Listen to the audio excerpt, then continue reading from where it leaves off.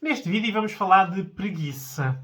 Ora, a preguiça é uma aprendizagem, por isso, na prática, as pessoas aprendem a preguiça quando os contextos não incentivam a atividade. Porque preguiça é uma predisposição, não é?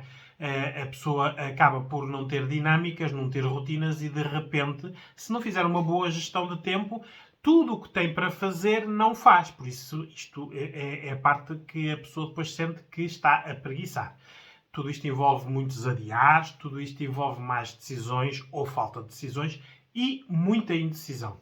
E hoje nós aqui na Psicologia Clínica recebemos muitas pessoas que pedem ajuda porque têm muitos problemas e de repente nós começamos a desconstruir os problemas e vemos que muitos deles têm como base a preguiça, não é? E as pessoas que não se sentem preguiçosas ou acham que não são preguiçosas, de repente não associam esta perda de rotinas, esta má gestão de tempo, o cansaço acumulado, como se fosse preguiça, não é? Mas a preguiça está aqui muito na base de muitos dos problemas. Ora, o vídeo hoje vamos desconstruir um bocadinho aqui, que é para vocês verem se conseguem identificar esta parte da preguiça em alguma parte da vossa vida que não esteja a funcionar ou que não esteja como vocês querem, não é?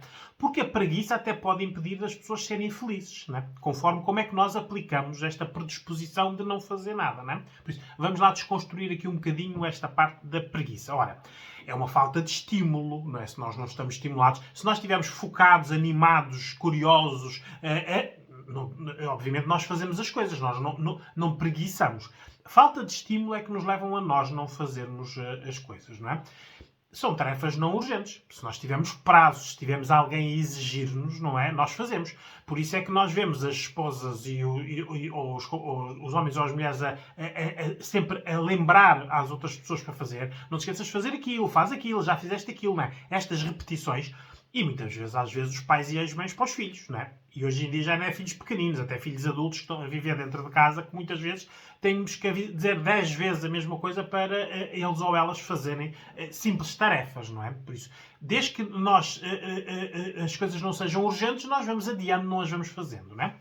Obviamente, se houver um contexto facilitador em que, se nós não fizermos a tarefa, ela aparece feita depois, obviamente nós não fazemos as coisas, não é? Muitos papás e mamãs andam a fazer as coisas pelos filhos e, por isso, eles pedem 10 vezes, os filhos não fazem, eles vão fazer. Obviamente, os filhos nunca vão fazer, porque a tarefa aparece feita, não é? Por isso, os contextos facilitadores levam as pessoas a preguiçar. Nós vemos isto muitas vezes até nas empresas, nas universidades e em muitos locais onde temos que trabalhar na equipa. Há aqueles que preguiçam e depois, como há um prazo a aproximar-se, alguém vai fazer ou completar a tarefa que aquela pessoa não fez. E de repente temos uma equipa que faz uma tarefa ou um trabalho ou tem um sucesso, mas a equipa sabe que há meia dúzia de pessoas lá dentro que não fizeram nenhum, não é? Tiveram a preguiçar e houve alguém, ora aí está, num contexto facilitador, que foi fazer a tarefa, não é? Se nós fizermos por os outros, estamos a incentivar a preguiça, não é? E as pessoas não se sentem preguiçosas, porque as tarefas aparecem feitas, não é? Se eu tiver atribuídas determinadas tarefas e essas tarefas regularmente aparecerem feitas, eu não me sinto preguiçoso. Apesar de não as fazer, não é? Elas aparecem feitas, não é? E isto leva, porque nós não somos só conscientes, também somos inconscientes. É isto muitas vezes que de repente as pessoas estão a dizer tu és um preguiçoso ou tu és uma preguiçosa, e as pessoas não entendem o que é que lhes estão a dizer, porque as tarefas que lhes estão atribuídas aparecem feitas, não é? E isto, nós às vezes temos de sentar as pessoas e dizer, olha, elas aparecem feitas, mas fui eu que fiz, fui eu que me forcei, ou fui eu que tive que pedir 10 vezes para as fazeres, não é? E isto é que às vezes organiza as pessoas, não é? A preguiça é uma perda de rotina. Por isso, quanto mais imprevisibilidade houver na vida das pessoas, mais preguiça existe, não é? Por isso é que hoje em dia as pessoas, se não tiverem alguma organização, preguiçam muito, não é? Porque o contexto também está feito para a pessoa fazer poucas coisas, porque há muitas distrações, não é? O cansaço acumulado leva as pessoas a não se darem conta que são preguiçosas. Por isso, com o cansaço acumulado, cada vez fazemos menos tarefas, ou as que fazemos mais lentamente, e por isso nós não temos... A preguiça não aparece entre uma pessoa muito ativa e de repente deixa de fazer. Não. É uma pessoa muito ativa que depois pode ficar cansada, fazer as mesmas coisas mais lentamente, ou em pior qualidade, ter que as refazer. Isto é um processo até que a pessoa deixa de fazer, ou faz mal. não é? Por isso, o cansaço acumulado também é uma base aqui da preguiça. Porque nós pensamos a preguiça como sendo descansar, não é? Estou cansado, vou para ali para o sofá, ver televisão, seja o que for que relaxa a pessoa. Aquilo, na prática, a pessoa está a preguiçar, mas não está a pensar que a preguiça está a impedir de fazer coisas, de cumprir tarefas, de ser pontual, de cumprir prazos, de aparecer no emprego, de dar atenção à esposa ou ao esposo ou aos filhos. Né? A preguiça pode existir em muitos dos contextos. Né? É claramente uma má gestão de tempo. Né? Porque se nós tivermos um horário, nós cumprimos o horário. O problema é que a preguiça aparece nas horas de vazio, aqueles em que nós não temos programadas. Há muitas tarefas que nós pomos para fazer, mas quando não nos apetece, adiamos-las ou não as fazemos, porque estamos a preguiçar. Não é? É uma má gestão. Há aqui muitos vícios que entram depois aqui nestes tempos mortos, não é? As redes sociais, claramente, há pessoas que estão a vegetar à frente das redes sociais ou das televisões, não é? Muito tempo de preguiça é passado à frente, por isso isto são atividades que mexem com o nosso abstrato, por isso nós às vezes estamos lá, nem sabemos o que é que estamos a fazer, estamos a fazer scroll, não é? Lá nas redes sociais, ou a ver filmes ou séries que nem estamos a ver, estamos só a olhar para a televisão, e isto é uma espécie de preguiça. Depois, obviamente, nestes espaços podem aparecer tudo, não é? Falta de descanso, cansaço, vícios, não é? O álcool, que também é muito associado ao relaxamento, e muitas drogas leves hoje em dia, não é? Para as pessoas relaxarem, descansarem, dizem elas, não é? Tudo isto leva a que as pessoas tenham, depois da sua vida, este problema da preguiça, não é? A falta de sono, a falta das rotinas previsíveis, a tal organização de tempos e a falta de exercício levam a que as pessoas estejam cada vez mais preguiçosas. Nós vemos isto em muitos indicadores, não é? No cansaço das pessoas, que cada vez aparece mais cansaço. Por isso, depois andam muito estressados ou estressadas com prazos, porque como não fizeram as tarefas, depois andam a fazer tudo ao mesmo tempo. No excesso de peso, pessoas mais preguiçosas aumentam peso. Maus hábitos alimentares, o excesso de peso é para nós consumirmos algo que nos satisfaz e muito está aqui nas gorduras e nos açúcares, que são vícios maus que saciam a pessoa. Por isso, estão a ver, a preguiça está na base de tudo isto, não é? A preguiça, o que é que fomenta? Qual é depois as consequências da preguiça? A culpa. As pessoas depois sentem muita culpa por não terem feito ou por não conseguirem fazer.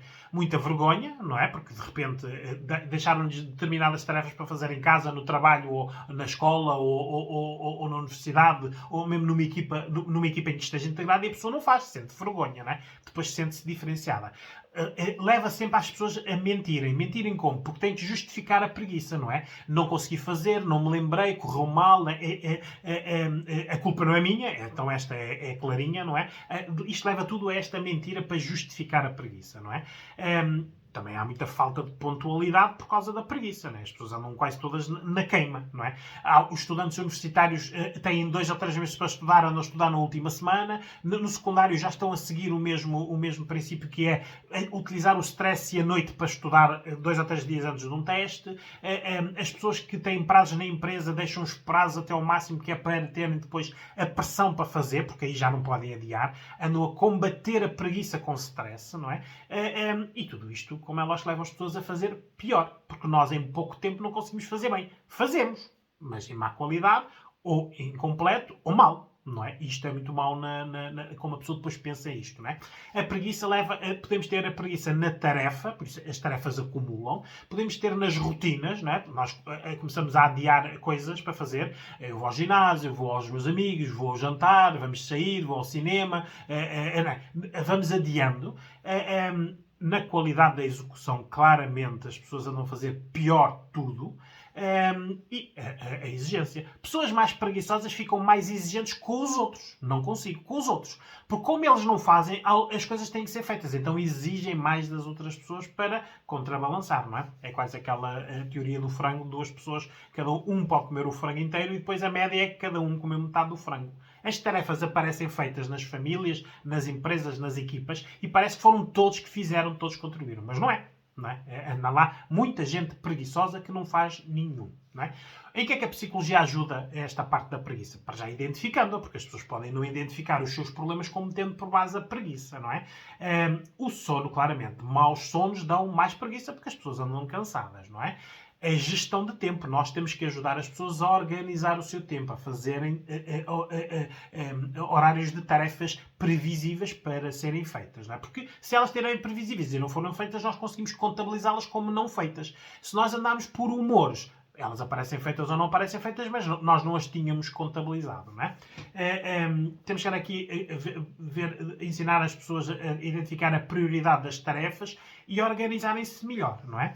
Têm que ser mais proativas, não é? Uma pessoa preguiçosa tem que entrar na proatividade, não é na atividade. Porque na atividade a pessoa preguiçosa acha que tem atividade. Ela tem que ser proativa. Ir fazer, obrigar-se a fazer, sacrificar-se para fazer. E o difícil hoje em dia é difícil. O difícil hoje em dia, claro, não é fácil. É difícil. As pessoas preguiçosas cada vez fazem menos coisas difíceis, não é? Escolhem sempre as vias mais fáceis, as decisões mais fáceis e as que derem menos trabalho. Por isso, isto depois vê-se em tudo. Não é? Até nas relações. Cada vez as relações estão piores porque as pessoas estão até preguiçosas. Para beijar, para acarinhar, para fazer sexo, para contribuir para as tarefas de casa, para a educação dos filhos, para trabalhar para as despesas. A preguiça está a ser aqui quase um manto de toda esta parte que nós vemos depois como a procrastinação, ineficiência, baixa qualidade de tarefa, não é?